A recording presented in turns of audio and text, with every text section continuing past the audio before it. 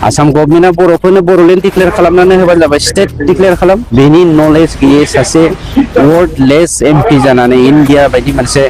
पृथिबीनि देरसिन गणतन्त्रनि सासे बिगोमा जानानै बिथाङा जे बे बाथ्राखौ आं बुंदों बे सोंखारिथावना बाथ्रा। जोंनि उदालगुरि जिल्लानि सिङाव थानाय जायखौ जोङो अल बड' स्टुडेन्ट इउनियना एमपि महरै दिल्ली पार्लियामेन्टसिम फाथायहरदोंमोन नङा होमबा नैबे दिलीप कुमार सयकिया बिथाङा एमपि जानानैबो जे ट्राइबेल बेलेन्स ब्लकनि सायाव माखासे खोथा सोंखारिदोंमोन नङा होमबा नैबेनि सायाव जोंहा इउपिपिएलनि इएम रनजित बसुमतारी बिथां अर्थात जायखौबो जों रनजित आरो फेरेंगा नङा होमबा नैबे बिथाङा गोख्रों गावनि खुगानिफ्राय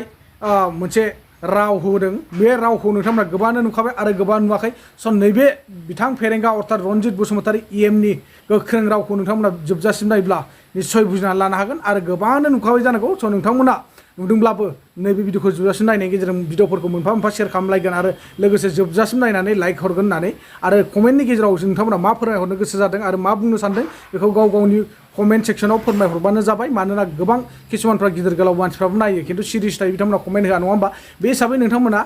जोबथारनायाव कमेन्टआव फोरमायहरबानो जाबाय दा आं बेखौसो बुंनो लुगैदों स' दिनै इएम रनजित बसुमतारी बिथाङा बेखौनो बुंदों जे जुदि ट्राइबेल एन्ड बेलेन्स ब्लकनि बाथ्राखौ लानानै जुदि बेले बेजे सानदोंब्ला आसाम गभर्नमेन्टआ काउन्सिलखौ केन्सेल खालामनानै जोंनो बड'लेण्डखौ होबानो जाबाय नङा होमबा बेबायदि बाथ्राखौ बुंदों जोंनो स्टेट गठन खालामना होथों बे बाथ्राखौ बुंदों ओरैनोब्लाबो जोंनो नांखायामोन होनना बुंदों आरोखि काउन्सिलखौ स' नांखायामोनब्ला नोंथांमोना मा सानस्लोंनानैथो बबे माइन्डजोंथो मा गोसोजोंथो नोंथांमोना बे बिटिआरखौ एकर्ड खालामना लाबोखो बे काउन्सिलखौ मारै एकर्ड खालामना लाबोखो नोंथांमोनाबोथ' बै समनिफ्रायनो काउन्सिल नाङा बिटिसिखौ नाङा जोंनो होननानैथ' नोंथांमोना बिटिसिखौ नाङा होनैनोथ' नोंथांमोना बै समनिफ्रायनो हाथियार लानानै सोमावसारबोदोंमोन बै समनिफ्रायनो अल बड' स्टुडेन्ट इउनियना होस्रिखाव राजा लामा जथेनो गोनां जादोंमोन गारि मटर बन्द' खालामनो गोनां जादोंमोन अल आसाम बन्द' खालामबायनो गोनां जादोंमोन रेल लामा जथेबायनो गोनां जादोंमोन नङा होमबा हाजार कौटि बर' फिसाफोरखौ लानानै दुखु खस्थ' होदोंमोन बा खस्थ' भुगिहोदोंमोन जाय हक आफादाबो आरो नैबे जा अल बड' स्टुडेन्ट इउनियनाबो जिखुनु बड'लेण्डनि थाखायसो नांदोंमोन जोंनि बर' हारिया दिनै बड'लेण्डनि थाखाय नांनाय बे आफादफ्राबो सेरखाय बेरखाय जानांबाय सोरनि थाखाय बेबोथ' नोंथांमोन बायदि इएम रनजित बसुमतारी फेरेंगा नोंथांमोननि थाखायनोथ' दिनै हाथियार लानानै सोमावसारग्रा बिर जोहोलाव बिथांमोनाबो गोदाव सोराव जानो गोनां जाबाय अल बड' स्टुडेन्ट इउनियननि सुबुंफ्राबो गोदाव सोराव जानो गोनां जाबाय होननानै बुंजायो दिनै बिथांमोनाबो मा मोनखो ना साख्रि बाख्रि मोन्दों ना माबा मोनसे मोन्दों जेबो मोनाखै रावबो मोनाखै एनडिपिफोराथ' मोनाखै बादानो दोन हाथियार लानानै सोमावसारग्रा बिथांमोनाथ' मोनाखै बादानो दोन नाथाय कलमजों आरो बहिजों दावहा नांग्रा अल बड' स्टुडेन्ट इउनियनाथ' मोनसे नङा मोनसे बिथांमोननि लाइमोनफ्राथ' जब मोनांसिगौमोन साकरि मोनांसिगौमोन नङाबा माखौथ' बुङामोन इउपिपिएलआ देरहायोब्ला 1 भट 1 जब बाद दे 1 भट 1 जबखौथ' बादानो दोन 1 हाउस 1 जब होनबाबो जाबायमोन नङा होमबा 1 हम 1 जब बेफोरबायदि न'खर गंसेयाव सासे साकरि होगोन होननानै बुंब्लाबो जाबायमोन दा बेखौबो खालामनानै होनो हायाखै नाथाय बिनि गेजेरजों दुखुनांथाव बाथ्राया बेसो नोंथां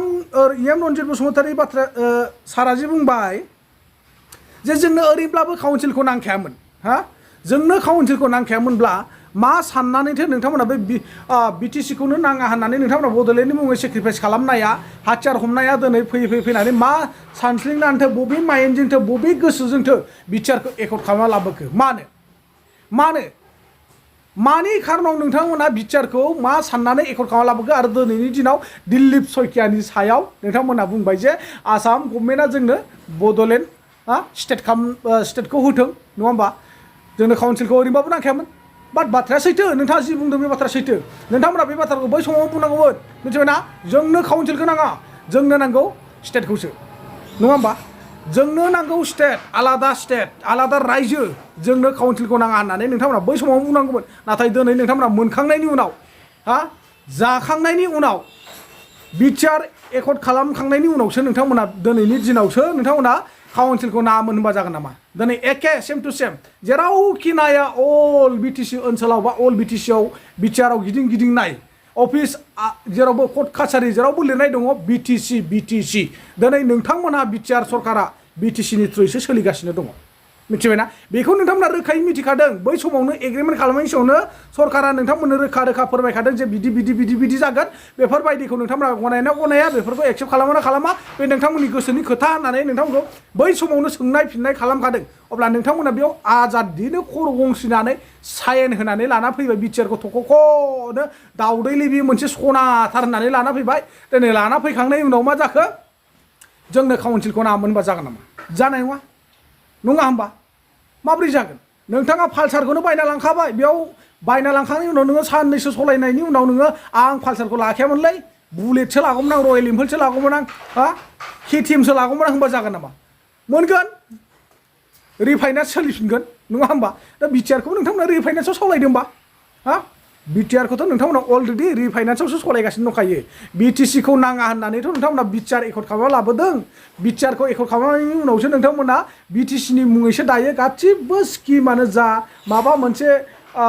स्किल फांसनफ्रानो जा माबा मोनसे डेभेलपआनो जा माबा मोनसे अफिस आदालतनि लेखा फरायावनो जा नोंथांमोना गासिबो जेरावबो बिटिसिखौसो लिरनानै लाबोगासिनो दंखायोखा जेरैब्लाबो माबा मोनसे आसनि होबाबो बिटिसिनि मुं थागोन माबा मोनसे अफिस आदालत गायसनबाबो बिटिसिनि मुं थागोन ओरैनो सायावल'सो बिटिआर नङा होमबा खिन्थु बै सिङाव हाबनानै नाय लेखा पत्रआव कागजाव बै गुफुर कागजाव गोसोम सियाहि फान्थाव गाबनि जिथुनाखि सियाहि फोनांदों नैयाव बिटिसि होननानैसो लिरनाय दङ दा नोंथांमोना गासिबो बुजिखायो गासिबो मिथिखायो गासिबो मेलेमजिबि सुबुं बेखायनो नोंथांमोना साननै हयै बाथ्राफोरखौ बुं दिनै मोजां मोनदों आं बाट जिखुनु एम रन्जित बसुमतारी बिथांनि बुंनाय बाथ्राखौ स' बेफोरबायदिनो जोंनि बर' हारिया गासिबो खौसे जानांगौ दिनै सोरबा सासे जोंनि बर' हारिनि सायाव खेंख्रायै सोरबा बाथ्रा बुङोब्ला बिनि सायाव जों गासिबो बे बाथ्राखौ स्ट्रं भाबै बुंनो हानांगोन खौसे जानांगोन जों खौसे नङाब्लानो जों गैला बे संसारनिफ्राय मिथिबायना गैला होननानै जों सानना लाखा बर' हारिया जेब्लायबो गुबुननि आथिं सिङाव थाबाय थानो नाङा जेब्लायबो मालायनि आथिंखौ हमबाय थानो नाङा जेब्लायबो मालायनि आथिं सुना होग्रा जानो नाङा जोंहा सरकार दंखायो जोंहा पावार दंखायो अब्ला जोङो जोंनि पावारखौ बाहायालासिनो मानो गुबुननि पावाराव थानो जोंलाय मानो गुबुननि आथिं सिङाव थानो जोङो बिटिसि आरो बिटिआरनि पावारखौ बाहाय जोङो आसामनि पावारखौ दा बाहाय मिथिबाय आसामनि डक्टर हेमन्त बिश्व शर्माया जा थिनो जा थुलुंगा होयो बे मथे जों मावलांबा जानाय नङा जों ओरैनो नुहरगासिनो दंखायो आसामनि डक्टर हेमन्त बिश्व शर्माया जिबायदि सियाल बुद्धिजों बिटिसिखौ बा बिटिआरखौ सिख'नानै लाफिननो नागिरगासिनो दं बा कब्जा खालामफिननो नागिरगासिनो दं बे बारावथ' फुरा मोजाङै साननानै नायखा जुदिहे फैबाय थानाय इलेक्सनाव बिजेपिया बोरैबा बिटिआर ओनसोलाव बा बिटिसि एरियायाव देरहायोना खतम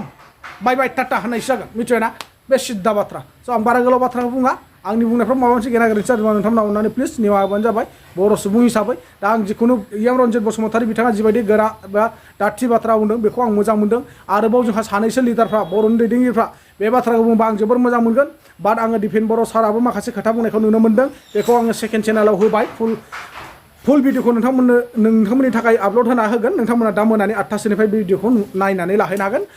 जोंहा अल बड' स्टुडेन्ट इउनियननि आफादगिरि मानगोनां दिपेन बर' सारा मा बाथ्रा बुंखो दिलीप कुमार सयकियानि सायाव गुवारै नायनानै नोंथांमोना बुजिना लाहैबानो जाबाय बेलेन ब्लकनि बाथ्रा फारागथिखौ लानानै मोनसेल' जानांगौ बा आलादा आलादा जानो मोना होननानै बुङोब्ला आसाम गभर्नमेन्टआ बर'फोरनो बर'लेण्ड डिक्लेयार खालामनानै होबानो जाबाय स्टेट डिक्लेयार खालाम जोंनोथ' काउन्सिल नांखायानोमोन दानो काउन्सिलखौ केन्सेल खालामनानै स्टेट क्रिएसन खालामनानै होबानो जाबाय मस्ट वेलकाम बेनि नलेज गैयै सासे वर्डलेस एमपि जानानै इन्डिया बायदि मोनसे पृथिबीनि देरसिन गणतन्त्रनि सासे बिगोमा जानानै बिथाङा जे बे बाथ्राखौ आं बुंदों बे सोंखारिथावना बाथ्रा दाखालिनो बुंखांखाबाय बिथाङा आसामनि जारिमिनखौ मिथिया बिथाङा गाव आसामनि असमिया नंगौना नङा आंहा बिनि सायाव दाउट दङ जायनि जाहोनाव बे आसामनि हिस्ट्रिजों सोमोन्दो थायै जाय बर' हारिया बिनि थागिबि बिनि गुदि खिथा मिन्थियै जाय बर' हारिनो ब्रिटिशफोरानो ट्राइबेलफोरनो 1886 मायथाइयावहाय बेलेन ब्लकखौ क्रिएट खालामनानै गालांबाय बेनि नलेज गैयै सासे वर्डलेस एमपि जानानै इन्डिया बायदि मोनसे पृथिबीनि देरसिन गणतन्त्रनि सासे बिगोमा जानानै बिथाङा जे बे बाथ्राखौ आं बुंदों बे सोंखारिथावना बाथ्रा